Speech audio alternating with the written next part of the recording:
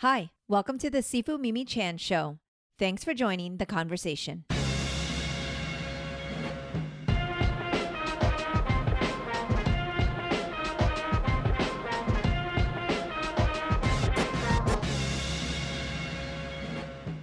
Hello, hello, Oscar. Hello, hello. What's new? Nothing. Thirsty. Yeah, nothing new at all. I am here in my I don't have to shirt. Really lovely gift from a dear friend of Walam, my friend, Louis Hopkins. He also made one for my dad, but it says I'm Grandmaster, so I want to make sure we get some really cool side-by-side photos wearing this. But I thought this was good for today because I kind of want to be in a bit of a I don't want to be any of the things I need to be necessarily, except for Sifu, but it's been a jarring week. Okay. Yeah, I think for a lot of people it has. Some people have a sense of relief, and some people have a sense of anxiety. Anxiety is due to the fact that you don't know what the future holds. And an easy remedy for that is to focus on what you can do day by day. Yeah, and so we're not really here to talk about the election What? and leading up to it. Obviously, we all had anxiety, and everybody, our audience knows where we stand. We're not happy with the result of the election. Obviously, we are not surprised, but we are extraordinarily disappointed. Well, I'll speak for myself. I'm extraordinarily disappointed in the turnout for Americans, but we're really not focusing on that part of it. Really, for me, that day after, that morning of, because we slept through election night. We did not turn on the TV. We caught up on Shogun, great show, amazing show, highly recommend. We decided that we weren't going to play into our anxiety like last time this happened because we were up all night. It was super, super horrible. And we just were going to wake up and whatever, maybe kind of thing. So immediately I had my mourning period. I kind of had my cry, still angry, still in a haze and upset, but the focus is on what's next. What do I do now when I still have anxiety? Different type of anxiety of unknowing who's going to win, but now we really don't know what's going to happen with the country and all of the politics and all of the rules and all of the fears that we have, that some of them grounded in reality. Some of them maybe we're exaggerating in our minds, hopefully, but honestly, this has really been scary. So we know our 3 listeners, I'm going to elevate us from 2 to at least 3 to 4 listeners. Wow, because people have been 3. telling us. Yeah. Congratulations, our 3rd listener. No, we've actually had such amazing feedback on our MiOsc episodes that sometimes we offer some words of not wisdom, but I would say comfort or that resonates. And I think regardless of what, people have been curious what we are doing to stay sane and positive. And I think though the first step is knowing you don't have to get there right away. It's okay to not be okay, to know that where we want to go. And it's also fine to just barely be okay right now. Accept that you don't have to try to put on a front, right? Yeah. I think the challenge for me is that intuitively, I know that worrying about the future can be anxiety inducing. And one of the best things to do is to just, do what you can day to day, and that accumulates over time. And then at the same time, understanding that all of us as human beings are very short-sighted and don't have a long-term picture. We don't have a good understanding of history, of a lot of things that have happened before, of, what are the repercussions for the future? The actions that you're doing now then will determine the type of person that you become down the road. So both of those things are kind of a little bit conflictive, where I'm like, you know what? Don't worry about the future. Don't regret about the past. Focus on day to day. And then at the same time, the fact of being very short-sighted leads a lot of us to make decisions that are inevitably not to our benefit. And then on the flip side of that, the fact of being short-sighted also, maybe we don't understand that some things are happening that maybe downstream will end up being positive, right? Sounds a lot like hope. Not necessarily like hope, but more of we don't know for sure what is the future entails. And so as anyone who's listened to me say, I am not a believer. I don't think, that I don't believe in a lot of religious fact. And I think that a lot of people who do feel like, well, I know exactly what's going to happen because Jesus told me so, Buddha told me so, Allah told me so, I don't know, whoever told me so. And I'm not saying that that's negative. I'm just saying that that's not the way that I function. So, but I do battle with this, do what I can day to day, but at the same time, try to look at the bigger art, the bigger overarching themes. And I don't have the answer for that. Like, I don't know what the answer is. I'm just saying that's the way that I attempt to look at things. Yeah, I want to say that I think our preparedness in the reality of the situation was a lot better this time than 2016, because I know I couldn't even get out of bed for like a full day and I was just super depressed and crying like a lot. I had my cry in the morning and my anger still is here, but at the same time, for me, this podcast actually started out of the 2016 election. For those that haven't heard me say it 1,000 times already in every other episode, but like, I turn my anger, frustration, sadness, any negativity into action. That's for me. That doesn't mean that's what everybody should do. But for me, I'm very much action oriented and that helps me. But at the same time, through a lot of therapy, it's been super helpful to also practice so much self-care and knowing that you don't have to just jump into a thing and be busy and exhaust yourself. So what was really incredible, I think we are so fortunate to be in a community like Wallam, where the morning after the election, the day after the election, the week of the election, we showed up to a place where in our Wallam world, in our compound, but in our community, we had smiling faces, despite the fact we know some people are in serious depression or anxiety or having a lot of fear, especially living in a state like Florida, where it's already been problematic. Amendment 4 didn't go, even with 57.1% of the vote. We needed 60 for the 6-week abortion ban to end.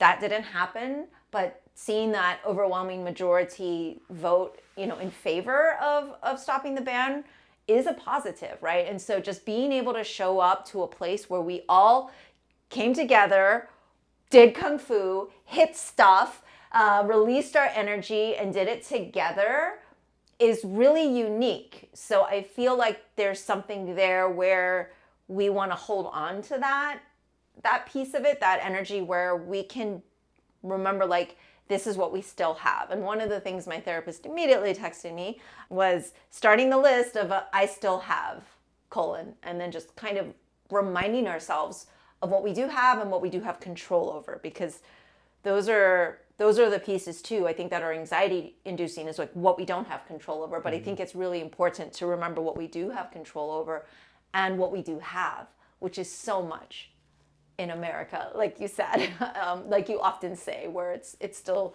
the greatest country to be in for a lot of reasons. Maybe not the greatest, but it is a great country to be in. I mean, we've been all over the world, and for me, still, this place is the best. It's amazing. It's an amazing country to be in. A privilege that I was born here, right, and not in the Dominican Republic, right. Even though I'm so proud that my heritage is from the Dominican Republic, I'm even more proud and grateful that my parents made it here, and I was born here in the U.S. And regardless of, people choose their groups, like I'm part of this team and that team, regardless, this place is awesome, right? Is it the greatest thing ever? Probably not. is it the greatest thing that has ever been? No. Like, I look at the way the US of A is as the way as I look at my own body. I'm so grateful to have what I have, but I'm always a work in progress. Always thinking about how can I make this a little bit better? How can I make that better? Looking back and going, I made a mistake again. I made a mistake again. But then celebrating also things that you've done well. Like, hey, I'm not too bad over here, right? And I look at that as, I look at the US that way as, man, this place is amazing, but yes, there's things that could be better. And that makes me not be a bitter person. Okay, so to be fair, my therapist and I always go, what would Oscar do here? We want his zen. We want his apathy sometimes. We want like your ability to turn things off, because it's very difficult. It's so easy for us to sit up here and say, hey guys, we're not even saying be positive, but we're just saying, like, let's just have some awareness. Because I think it starts with kind of taking that measure of where we're at. And we're all at very different places for very different reasons. People here in Florida, LGBTQ community, definitely have a reason to be afraid. Sure. 1000%. Their fear level of their rights, the equality that they face, and just all of the barriers is way more than what you and I face in that regard, right? Or as a woman, all women right now here, especially in Florida and all those states where abortion bans are on the rise and already enacted, it's super scary and problematic that they can't get basic health care in an industrialized country like America. Mm-hmm. So there's that frustration. So there are real frustrations, obviously, and real fears. We're not saying those don't exist, of course, but I think it's just the perspective of focusing right now in baby steps and just kind of being kind to ourselves of what we do have. And for me, one of the top things, of course, was I have my health relatively. Like, I'm doing this whole number where I'm stretching. Those of you watching online, we're recording this Friday after the election. So it's like probably the first day I could even consider speaking in a public kind of in a setting. I actually cleared my whole schedule for the week in preparation for knowing that I may not have the mental capacity to do much this week, because I remembered what I felt like in 2016 and how gut-wrenched and how much I felt like I had gotten kicked. Because you asked me on Tuesday morning or Wednesday morning, how are you feeling? Like I'm on the ground and I just got kicked really, really hard, right? Like, that was my analogy. And I think that this round, where it was, okay, I have my health relatively, even though I'm trying to stretch the shoulder and my neck, because I think my body literally went into paralysis, and like all of this was pulled on Wednesday morning, and it's taken a couple days. I have you, obviously, my family, people that I love, and like Wallum community was way up there on the list, because it is such a unique thing, and I hope that other people have a community like we do, because I'm super grateful that we could walk into work the next day where nobody was smug or throwing stuff in each other's faces or getting into fights. I don't even know what it's been like out there, because you and I don't watch the news or anything, but I'm sure there's been a lot of what's the word? Dissonance, but like really aggression. Yeah, like really negative reactions and people who are arguing and things like that. So it was really refreshing to be able to show up to a place where everybody, regardless of how they voted, because we definitely have people that voted in a different way than we did, and just to be able to have a space that's shared, where we are working towards a common goal, where we are all there because we believe in kindness and fellowship and hard work and respect and humility and all of the Wallum philosophy that you and I talk about so much on the show. Having that space is a lifeline. And I think is also a lifeline, hopefully, for our students. And one of the things that, we put out some messaging this week to our instructor team as a reminder that this is a strong and safe place for everybody to be there to train in Wallum Kung Fu and Tai Chi. But I think also to our students to just kind of remind them, like, you are here for that, and we are there to provide that art form and all of that, what that entails. Yeah, you use the word smug, and I was thinking about it before we started. I was like, oh, let me look up the definition for it, because I thought the same thing. Like we hope we wouldn't run into too much smugness or whatnot, but smug says here being too pleased or satisfied with something you've either achieved or know. And I don't know if that's like exactly the feeling. I've heard that German word Schadenfreude, which is really you getting pleasure from the discomfort or pain of others, and that's what we don't want to have. Right. Smugness, of course, because smugness is kind of just being an asshole, right? But and you like the number one rule, like if you eliminate all the 10 commandments and replace them with one, it's just that. Don't be an asshole, right? And so if you look at, the team analogy again, there's two ways to look at your team losing and winning. If your team wins, you could either be with a sigh of relief, oh, okay, good, that went well, all right, I'm happy. Or you could be really smug about it. And that's what, I was thinking about today. I was like, oh, we haven't really run into that. And I think part of it is because of who we surround ourselves with. Correct. That's the big thing. That we don't put ourselves in an environment where even people who disagree with us don't behave that way. And that's really big. Another thing I thought about, and I have to give credit to it's a little bit, maybe sometimes too much of a newsletter called The Marylindian. Let me pronounce it correctly, because Fancy. Yeah, I don't even know what it means, to be honest with you. Yeah, the marginalian, and it's this lady named Maria Popova, and she's writes almost like poetry. She has like 2 newsletters a week, and the content is insane. Like the amount of content that is put out there, I have to skim through it. But one that came out this Wednesday, I believe, the title was A Lighthouse for Dark Times. And it's too long to read through, but the first phase of it was talking about that during a phase of transition, that's when the system is most pliant and most possible. So I'm skipping stuff here, but basically the world would not exist without discomposing transitions during which everything seems to be falling apart and entropy seems to have the last word.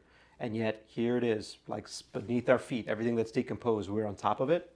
That was like the first part of it. And the second part that really spoke to me was that during those times is also when artists get to work and do things. And for me, I look at that as a martial artist, right? I'm not a painter or a poet or anything like that. Or a singer. Sometimes a rapper. It spoke to me because martial is this, Mars, art of war, that part. Art is what comes from your heart, from your soul, like defining who you are. And so if we can take that spirit of being a martial artist now and focus it in on this positivity, and it starts with you really trying to see what you can do to better yourself, expose yourself to ideas that are positive, try to learn something new, working hard at something, and then putting that out exponentially. So we have it towards our students where we try to put that positivity. And even before anything election that you're pro or against, but whenever one of our instructors has a negative day, we've always told them the best thing you can do if you're feeling down is to come in and try to give as much as you can to the students and change their day, like for the better. And that immediately has this immediate kind of effect on your mood. And so we are in a very lucky position that our job day to day is to teach. Like I coached 2 classes this morning for strength training. I'll coach a couple classes this evening for Kung Fu. I did it for Tai Chi tomorrow. So, and all of those are, one, you're trying to be the best type of coach or Sifu or teacher that you can be, but then at the same time, you're trying to say, how can I also bring that out from other people? And that is, in my humble opinion, one of the most powerful things that you can do, because changing your life then changing other people's life has this compound exponential effect that just, resonates throughout your city. And, you could change one person's life who could end up changing a bunch of other people's lives. So. Yeah, I think there's that music video or that one thing where it's like, oh, this person saved so-and-so, and then later on they grew up to be a doctor who saves your child or something like that, right? Like you just don't know who you're impacting in what way and what they're going to do, right? Who they're going to be in the future. And hopefully they're amazing humans. But I think for people who are listening that are like, yo, I'm not a martial artist. That's not my thing. I just love comics because I love my comic lovers out there that support me. So many of them are patrons for this show. And I think a lot of you are activists or advocates in your community. And one of the things that I also love is turning your frustration into action. And it can be really bite-sized. It doesn't have to mean you're suddenly the director of an organization for a nonprofit that's going to take the charge on XYZ issue. It could be a really small action that can be bite-sized, sending a nice message to someone that might be an immigrant having a thing. It's just any kind of outreach, any kind of action that will move you forward, I think is something that can be done. There are a lot of volunteer orgs out there right now that will take 1 hour of your time and they would be grateful for it. There are a lot of things out there that people can be doing, or reading a book that will better society or whatever, like you said, taking in that knowledge. So I know that there's a lot of dissonance, a lot of frustration and sadness. I will, again, name drop, not to make people more anxious and crazy, but the Stop Project 25 comic, even though we don't know what's going to happen, understanding it so that you can speak from a place of knowledge is important. And our dear friend Greg Rucka and so many others,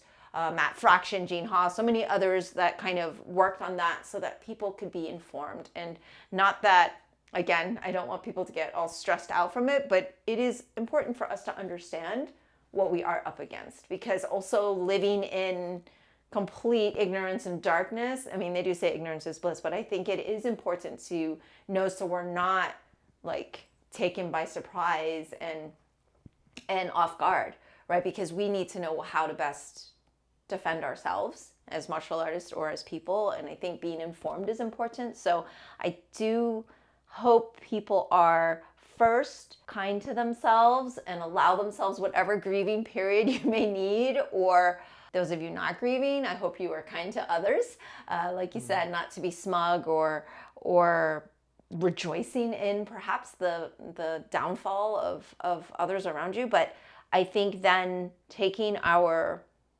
feelings and putting something into motion that's positive could be good. It could even be like planting a tree or I think gardening, it's a great or idea. doing something that you feel good about. I think it can be very healing. And I really know that a lot of people do look to us, maybe more than 3 people, right? Maybe a lot of people listen 4. to this. 4. We're going to skip to 5 because 4 is bad luck in Chinese. But we just want you to know that we also feel frustrated and unhappy, and it's very normal, and that's okay. It's okay to feel what we're feeling, and you don't have to just pick up and be positive and do actions and do all these things, but knowing that there is a community out there that feels how you feel, and these are the tools that we are using. Doesn't mean they're going to work for everybody, but we wanted to be able to kind of share them and just to kind of give a little bit of kind of a moment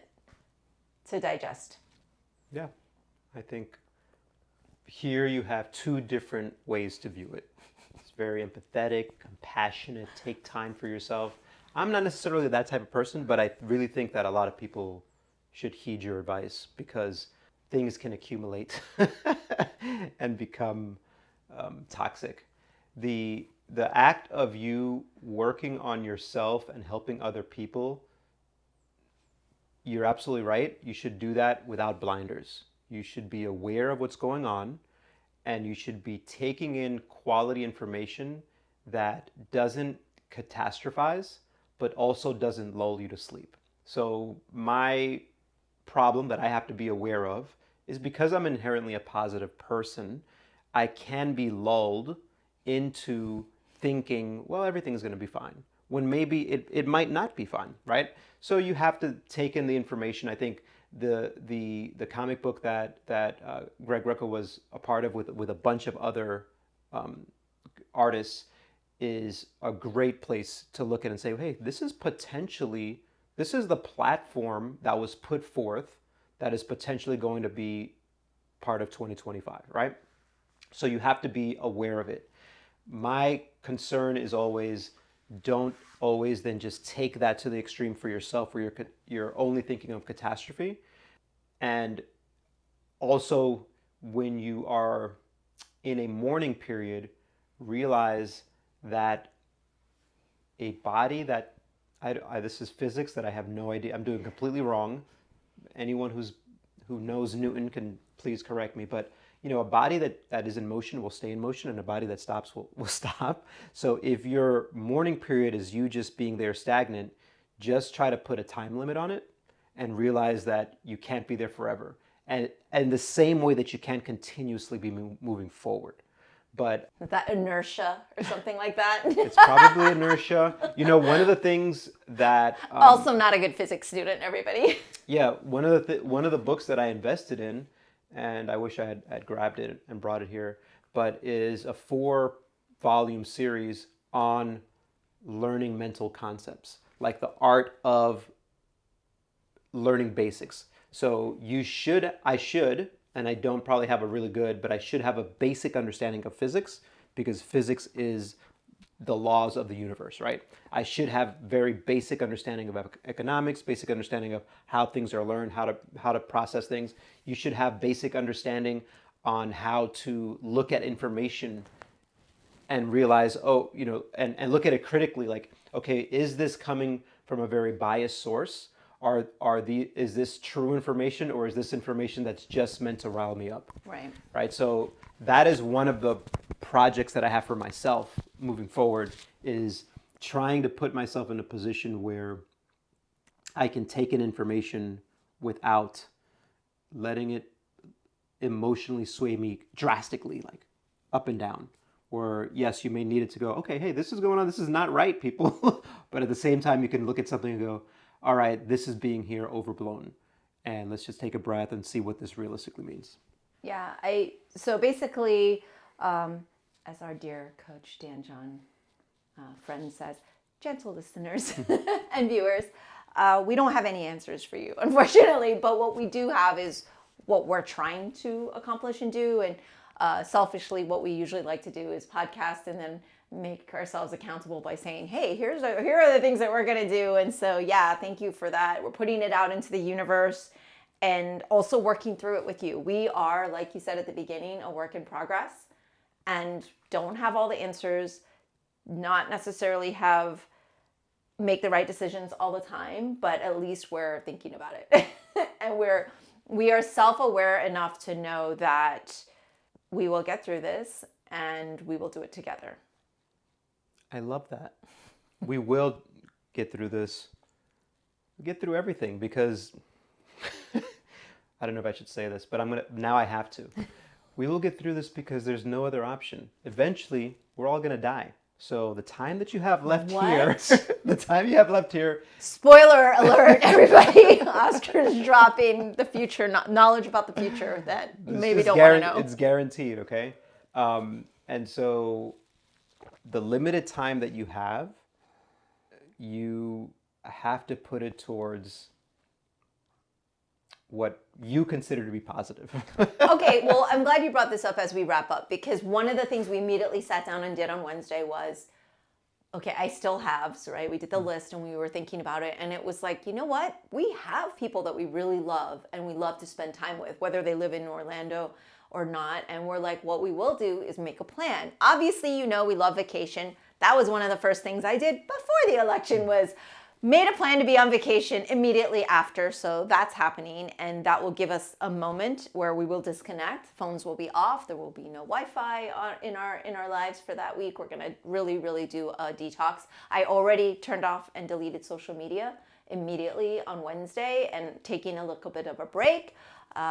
Except I will post, my Tuesday podcast. Course. Actually, my team will do it, so then I don't have to turn it on, which would be great. But these are the things that we're doing. But one of the things was we're going to reach out, make an effort to reach out more to the people we enjoy, the people we love, send a reminder of that. And these are the small actions I'm talking about. Like just getting a text from somebody saying, hey, we know this is a tough time, but we are here for you in whatever way that means. It could just mean a FaceTime. It could mean hey, let's go to XYZ country next year together and have wine and cheese or something, right? It could be a bigger plan, and it could be really bite-sized. So there's just so many different ways. But one of the things was surrounding yourself with the people that you do enjoy, which for us, of course, we have the Wallam Temple, but it is also still work. So we also have made an effort to kind of make a hit list of let's make sure in the limited time on earth we do have left, not to be morbid, but that we are being around people we enjoy. I love that. As you get older, people out there, we are there in our past the mid-40s. He's still in his mid-40s. I consider myself to be late 40s, and it makes me sad. I'm exactly at the mid-40 Makes me sad to say that. But you realize the importance of the people that you have surround yourself with, and also the limited time that we all have, and people that you love, right? Anything can happen to those people as well. In the same way that right now someone is maybe thinking whatever it is about their physicality, I'm not this strong or whatever. You will never be younger than you are right now. That's it. You're only going to you're only going to get older. Another spoiler. I jokingly go, man, I shave my head twice a day. Not twice a day, sorry. Twice a week. I shave my head twice a week, sometimes 3 times a week. And mainly because it makes me look younger, because it shaves away all the white hairs, right? And then I'm like, I spend more time finding hair on my ears than on my head because I'm getting older. But then I do realize, right now, the way I'm right now, there will be a day very soon where I'm like, I wish I was like that again. That's me every day about yesterday.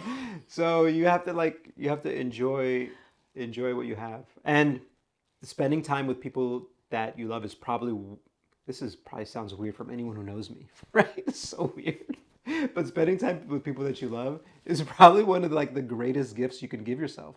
Because if you truly enjoy someone and you spend time with them, what other action could you do that is better than that? I don't know. Even myself, I do a lot of things for me. It's still not as good as spending time with someone that you love. That's always going to be better. Sharing an experience. Always. It's always better. And so I don't know. I like that we're holding hands. Let us know, everybody, how you're doing, because I know it is tough. We're not trying to minimize that. I don't know actually when my edit team will get this released, when you're going to hear this in reference to when we're recording, but please let us know what you are doing. If you have better ideas than we have, which you probably do, more coping mechanisms, but also anything you want to share, we are here. So you can, whatever it is, leave a comment. And let us know, even if it's negative, if you're going to be an asshole, I want to thank you for spending the last hour listening to us. We appreciate fans just like you. So if you have something negative to say now about what we're saying now, wow, you're amazing. Thank you so much for listening. This is like you telling children, your tears give me power and energy. Tears give me power and energy. Negative comments do as well, because that means you've listened. You've given me your most precious resource, your time. All right, everybody, hang in there. We feel you. We are here for now. All right, peace out. That's all for today's episode. Thanks for listening to the Sifu Mimi Chan Show.